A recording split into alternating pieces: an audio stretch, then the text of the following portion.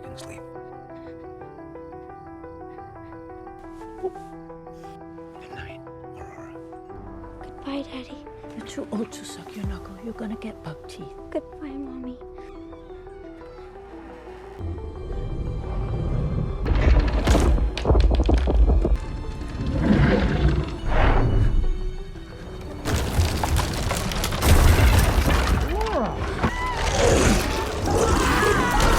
The story begins with a dust particle flying into little Aurora's room.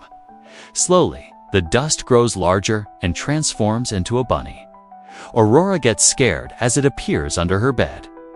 She screams loudly and tells her parents, "There's something under my bed. Don't touch the floor." But her parents say, "There's nothing down there," and leaves, so Aurora goes and lies down on the balcony. The dust bunny under her bed was actually a living creature. While lying on the balcony, Aurora notices a firefly. Chasing this firefly, Aurora goes outside. There she sees a resident from a neighboring apartment. The two of them take the elevator together to their 5th floor, but Aurora sneaks out again, following that resident. She secretly trails behind him. Aurora grabs a mask from the market and puts it on. She climbs up to the rooftop and looks down to see that man is being followed by another man and a dragon. Suddenly, fireworks go off everywhere. Under the cover of this chaos, the man kills all the people hidden inside the dragon costume one by one. But from above, Aurora thought it looked like the man was fighting a real dragon. In reality, they were all humans. Aurora watched as the man cut off the dragon's head. Aurora continues following him. This man's fighting skills make him look like a hitman. He walks forward, wiping away his dripping blood. He notices that Aurora has been following him. Meanwhile, Aurora is terrified of the monster under her bed, which has gone beneath the floor. Her parents try to comfort her, say goodnight, and leave, but Aurora doesn't say goodnight. She says goodbye. Aurora covers her face with a blanket and lies down. The monster comes out and eats her parents. In the morning, Aurora wakes up and gets on a toy hippo with wheels underneath. She rides it forward. Her parents aren't in their room. Aurora goes and sits in the building corridor all day, returns to her apartment at night. Growling sounds are coming from inside. Aurora rides the hippo all the way to her room. She reaches her bed without touching the floor, but one of her shoes falls onto the floor. The floor starts shaking. A hole opens in the floor right in front of Aurora. A pointed arm reaches out and picks up a grape that had fallen on the floor. The monster also breaks the room's light. Aurora tries to run away from there. The monster starts shaking her bed. A huge monster emerges from beneath the floor, but Aurora's bed gets stuck on its back. The monster moves around the room, but still can't see Aurora. It goes back down below. After this, Aurora wakes up again in the morning. For a moment, she thinks maybe it was all a dream, but her light is actually broken. So after this, Aurora goes to a church where people are collecting some donations. Aurora steals this money and runs away from the church. On the other side, the hitman receives an envelope. Aurora had delivered it to him. The hitman opens it. There's a letter inside. Aurora is asking the hitman to hire him to kill the monster under her bed. She's also included some cash she managed to scrape together. The hitman starts counting the money when Aurora shows up at his door. The hitman asks, "Where did you get $327? Aurora tells him, "I robbed a church." The hitman asks, "What makes you think I kill monsters?" Aurora says, "I saw you killing a dragon." The hitman says, "You got some imagination." He says, "Monsters aren't real?" He asks, "Have you told your parents that I kill monsters? What do your parents think about monsters? Do they believe in them?" Aurora says they do now. It's hard not to believe in something when it's eating you. Hearing all this from Aurora, the hitman goes with her to her apartment. Aurora moves forward, riding on the hippo. She shows the hitman her parents' room. Things are scattered around here, but there's no blood. Aurora says it ate them whole, but the hitman finds a gunshot there. There are some marks too. The hitman asks, "You have neighbors. No one heard your parents' screams." Aurora says, "It eats all things, even screams." But the hitman isn't convinced by Aurora's story. He says, "Why aren't you going to the police?" He also says, "I don't know what you saw, but I didn't kill any monster. I didn't kill anything." Aurora says, "That's why you're not going to the police." "You seem like you have killed a lot of things." The hitman says, "A monster that doesn't spill a single drop of blood. It wouldn't just randomly kill someone." "Why? Would a monster eat your family?" Aurora's answer was, "They touched the floor." The hitman gives Aurora her money back and sends her home. He himself goes to meet a woman named Laverne. She says, "Didn't think I'd see you again." The hitman shows Laverne Aurora's parents' IDs and says, "These people were professionally disappeared and their daughter thinks they were eaten by a monster. But whoever did this was coming for me and probably went to the wrong apartment by mistake," Laverne says. "But now there's a little girl who knows your face." The hitman says, "She doesn't know anything." He makes it clear, "I am not killing a little girl." Laverne asks, "Didn't you kill her parents?" "Uh-huh." The hitman says, "No, I certainly didn't kill them." So over there, Aurora keeps hearing growling sounds from under her bed. From behind, the hitman hears the elevator sound. He goes to Aurora's home and tells her to hide. He himself hangs between two walls. A man comes to Aurora's home with a gun. A fight breaks out between him and the hitman. Meanwhile, a woman also enters Aurora's room through the window. She fires bullets at Aurora's bed, but Aurora wasn't on the bed. She's hiding in the closet. This woman moves toward her. Over there, the struggling hitman smashes a lamp on the other man's head, but their struggle doesn't end there. The man starts choking the hitman. So, the hitman shoves 2 fingers into his throat and kills him. On the other side, the woman opens the closet. Aurora was hiding inside a teddy bear. This woman aims her gun at Aurora. Just then, a monster comes out from behind and eats this woman. The hitman was lying unconscious outside. When he regains consciousness after some time, he goes to Aurora. Aurora tells him the one who came here was eaten by the monster, but the hitman doesn't believe it. The hitman picks up Aurora and takes her to the kitchen. He says whoever got away will come back.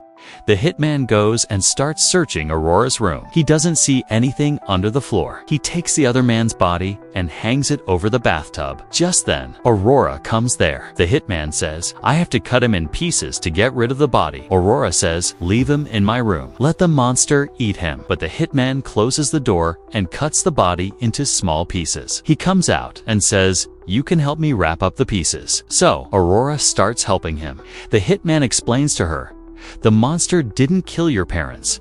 They were killed. And this man also came to kill either the hitman or Aurora." The hitman tells Aurora there was no monster in Chinatown. They were men who wanted to kill me because I have killed monsters. Monsters who were men. But Aurora is still firm on her point. "A monster ate my parents, and a monster will always eat my parents unless you kill it." Just then, there's a knock on their door. This was a lady named Brenda from Child Services. They have an appointment today. The hitman tries to reschedule the appointment, but he learns that Aurora's parents were her foster parents and the third foster family. At that, Brenda says, "If you fail to keep your appointment, it does go on permanent record." But the hitman still says, "Let's reschedule." The hitman had figured out that Brenda was not a social worker. So Brenda also tells her companions that's not her foster father. The hitman asks Aurora, "So how many of your families has this monster eaten?" Aurora says, "All of them." The hitman says, "You children don't know what's real." But Aurora tells him, "I wished for this monster on a shooting star, like I wished for you to kill it." The hitman asks, "Why did you wish for it?" Aurora tells him, "I wanted it to eat my parents because they weren't very nice to me." The hitman asks, "Then why did it eat the next parents?" Aurora says, "Because it wants to eat me." The hitman asks, "What makes you so tasty, Aurora?" Aurora believed, "I am wicked. Monsters keep eating her family because she doesn't deserve a family." The hitman checks under the bed again. Aurora says, "It sleeps during the day. It mostly comes out at night and tries to eat me." The hitman says, "Say I do kill your monster. But then what? Where will you go?" Aurora had no one else. She asks the hitman, "Do you have anyone? Would anyone miss you?" The hitman has no answer to this. Aurora says, "I'd miss you if you were gone."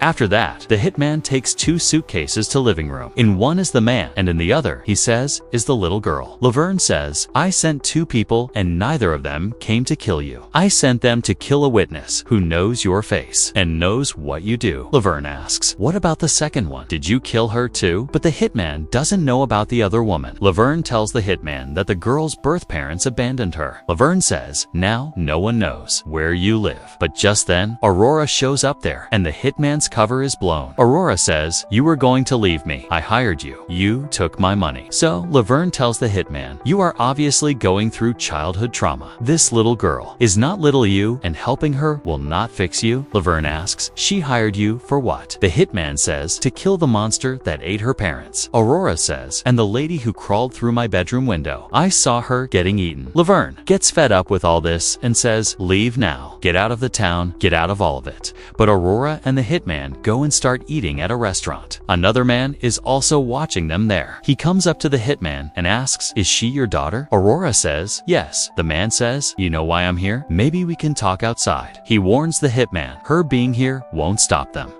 The hitman says, "Let's go. While she is having dessert, I'll join you outside. We'll discuss what we need to discuss." So after this man goes outside, Aurora and the hitman head back to their apartment. The man is following them. There are more people with him outside Aurora's apartment. The social worker arrives. The hitman tells her, "Thanks for coming back so soon." Aurora says, "Don't touch the floor. A monster will eat you if you touch the floor." The hitman tells Aurora to hide inside her bed. Aurora does exactly that. The hitman tells the social worker, "I don't think that any of little girl's family abandoned her. I think they are all dead." The hitman says, "I'm not her father. I'm just her neighbor, who the girl told a monster ate her family, and then you rang the bell." The hitman believes Aurora isn't knowingly lying. She's just delusional, and there is something doing something. He says, "You should call someone and tell them that we are in danger." The hitman shows the social worker the people standing outside. "They followed us home." So this woman, Bautista, contacts her partner. He can also see the people standing outside. The hitman says Aurora saw these people kill her parents, and now she's seeing a monster. But these people are the monster. Just then, the apartment bell rings. So the hitman checks who's outside and opens the door. Lever says, "Why are you still here? There's half a dozen people standing downstairs whose purpose is to turn you into a carcass." The hitman says, "I have got FBI inside, and they are calling in reinforcements. I'm just the concerned neighbor. It's perfect." But Laverne doesn't think this idea is that perfect. She explains to him, "You can't save this girl. She's seen both our faces. She has to die." But the hitman doesn't listen to Laverne. When he goes back inside, Bautista tells him the truth, that "I'm not from child services. I'm from the FBI investigating the disappearance of Aurora's families." She says, "We have only one clue in this entire case. There was an open bottle of thumb-sucking deterrent on Aurora's nightstand in her first house. Someone was applying it to her finger, and they vanished along with the applicator brush, which was found under the floorboards under her bed. No one knows how it got there." The hitman says maybe a monster spit it out as it is a deterrent. Just then they hear a sound from Aurora's room. Aurora yells at them, "Don't touch the floor. It will eat you." She screams very loudly, telling the hitman to get off the floor. The hitman tells Aurora to get inside her special covers. They're not paying any attention to the monster crawling beneath the floor. Just then, the killers arrive outside the apartment. Their bullet hits Bautista directly. The hitman fires back with Bautista's gun and pulls Bautista aside. The FBI agents outside start firing at the killers. The killers burst into the house. Inside the bathroom, the hitman searches for more bullets near Bautista when Bautista regains consciousness and asks for her gun back. And just then, the monster comes through the floor all the way to the bathroom. The hitman feels the presence of the monster for the first time. He and Bautista get off the floor, and the monster comes out in front of the killers. The killers mistake it for an animal and start shooting at it, but it starts eating them one by one. The hitman finds thumb-sucking deterrent in the bathroom drawers. Just then, the monster throws a man inside. The hitman and Bautista kill him. They could only hear screams from outside, which suddenly stopped because the killers also got off the floor. One killer tries to pick up his weapon from below. Aurora says, "Don't do it." So the monster comes out and eats that killer too. People were screaming. They couldn't believe this thing. From inside the bathroom, the hitman throws the killer's body outside.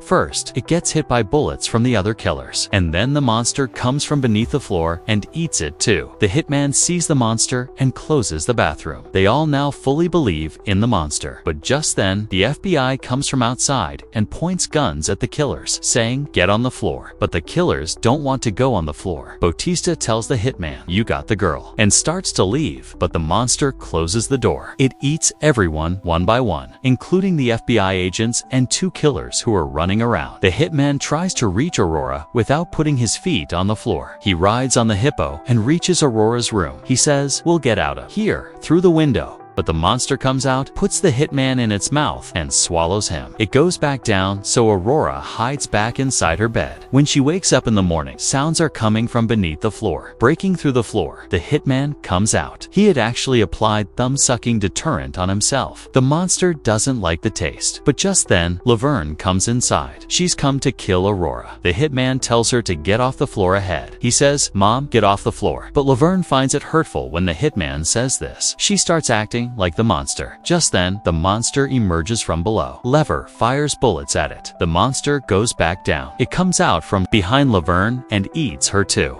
It goes back down. The hitman and Aurora start to leave, but the monster won't let them go. The smell coming from the hitman isn't pleasing to it. The hitman jumps to the window to escape. So Aurora jumps and stands between him and the monster. And here, it's revealed to us that the monster doesn't want to eat Aurora. Rather, it's her monster. She wished for it, and she has to live with it. Aurora says, "I wished for you too," and the hitman leave from there. The two of them drive away together in a car. The monster also decides to stay with them beneath the ground. The monster was with them too. And with this, friends, this story ends right here.